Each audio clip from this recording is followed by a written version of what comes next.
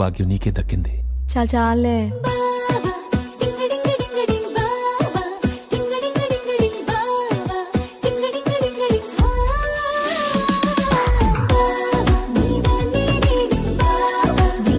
ముద్దు పెట్టేశావా బా? లేదే భాగ్యం, తొలి ముద్దు భాగ్యం నీకే దక్కింది. చాలే